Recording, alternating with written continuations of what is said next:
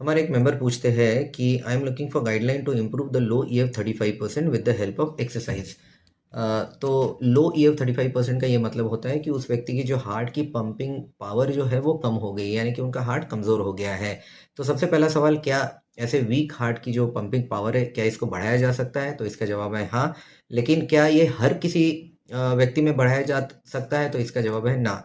कुछ ऐसे पैरामीटर्स हैं जो हमें चेक करने पड़ते हैं ये डिसीजन लेने के पहले कि क्या एक किसी पर्टिकुलर व्यक्ति में सच में उनके हार्ट की जो पंपिंग पावर है इसको बढ़ाया जाना पॉसिबल है या नहीं। इसके लिए बहुत सारे टेस्ट आते हैं, right from a simple ECG and 2D echo up to cardiac MRI and PET FDG scan, और बहुत सारे स्कैन्स होते हैं जिससे हम एक अंदाज लगाते हैं कि हार्ट की जो पंपिंग पावर बढ़ाना एक पर्टिकुलर व्यक्ति में पॉसिबल है भी या नहीं। एंड डिपेंडिंग ऑन दैट फिर हम आगे का जो ट्रीटमेंट है उसको प्लान करते हैं।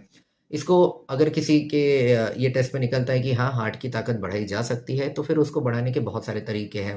अगर किसी के हार्ट की नस में ब्लॉकेज की वजह से हार्ट वीक हो गया है तो नस को खोल के बढ़ाया जा सकता है।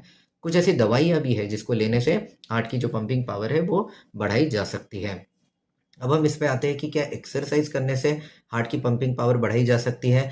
तो इसका जवाब ये है कि इन जनरल हार्ट की जो ताकत होती है, उसका जो परसेंटेज होता है, वो एक्सरसाइज से उस परसेंटेज में बहुत ज़्यादा फर्क नहीं पड़ता है, लेकिन हार्ट का ओवरऑल स्टेमिना इंप्रूव हो जाता है। यानी कि अगर 35% हार्ट की ताकत है तो 35 ही परसेंट हो सकता है रहे ये एक्सरसाइज के बाद में, लेकिन उसकी जो ओवरऑल हार्ट के काम करने की जो कैपेसिटी है, वो इंसान कितना एक्सर्शन कर सकता है, कितना एक्टिविटी कर सकता है, ये सारी चीज़ें इम्प्रूव की जा सकती है।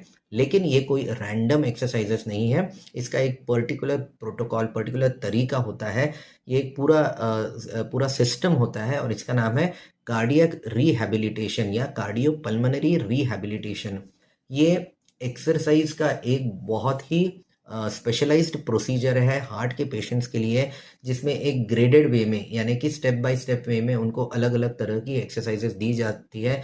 Right from cardio to muscle training to breathing exercise, सारी की सारी स्टेप बाय स्टेप दी जाती है डिपेंडिंग अपॉन उनकी जो बेसलाइन कैपेसिटी है। और इससे काफ़ी लोगों में, मैंने अपने काफ़ी सारे पेशेंट में फ़र्क देखा है जिनसे मैं ये कार्डियक रिहैबिलिटेशन करवाता हूँ। यूजुअली मैं उन लोगों से करवाता हूँ जिनकी अभी अभी बाईपास सर्जरी हो चुकी है, या जिनके हार्ट का पंपिंग पावर काफ़ी कम है और उनको सांस की बहुत तकलीफ होती है, दवाइयाँ लेके भी उतना इम्प्रूवमेंट नहीं होता है, तो उनमें मैं ये कार्डियक रिहैबिलिटेशन करवाता हूँ। और मैंने पर्सनली बहुत ज़बरदस्त रिजल्ट देखे हैं इसके।